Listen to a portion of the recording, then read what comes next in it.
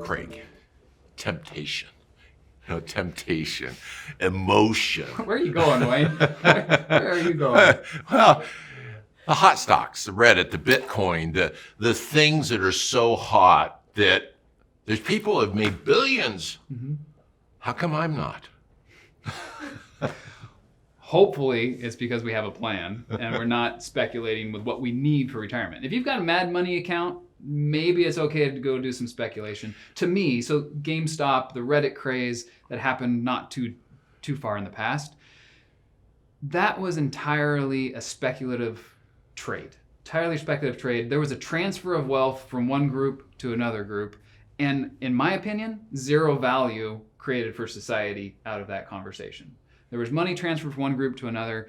Is short selling something that we should have as part of our system, shouldn't have part of our system? We can debate all of those things, but at the end of the day, the people that were impacted were speculators. They were speculating on the outcome of an event. There was one group, the Reddit crowd, that got together that believed that these short sellers were oversold. And I've heard that there was 130% of the shares had been sold short. How does that happen? That I don't understand. I can imagine there's room for some regulation to that extent of being oversold. I believe that speculators in general in markets are okay.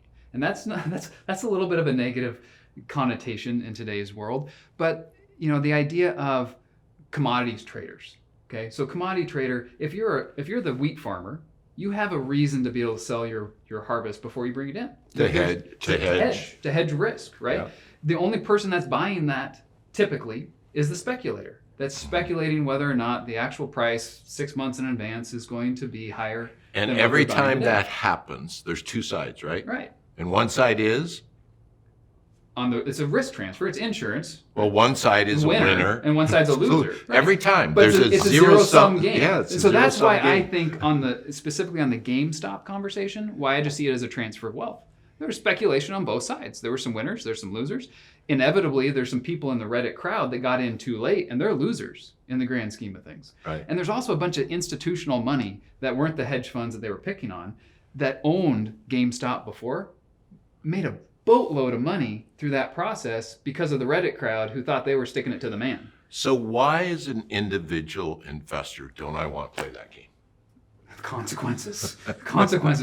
What's the worst thing that can happen? If you ask yourself what's the worst thing that can happen before you enter into a position, before you take a risk, what's the worst thing that can happen? Are you okay with that? If it goes to zero, is that going to financially affect your plan for the future? If that's true, we shouldn't be doing it. Right. And for most of our clients, because the probability of success gets destroyed. Right. We just throw it out the window and say we're willing to give up everything to try to be a winner when we know 50% of people are losers. And for what purpose? For what purpose? The idea of, is it helping me achieve my life goals to take that? Is it going to align with my values, vision, and wealth? Is that in alignment? If it is, okay, but be prudent with it. Don't go crazy in those conversations. We'd argue it doesn't fit. It doesn't, by and large, it doesn't fit. Well, and I have clients, and I'm sure you do too. I have clients that do have their Mad Money account. Yeah. They've got this account that they're going to do what, and I don't care what, because we have enough over here that we can meet our goals. Right. We can retire.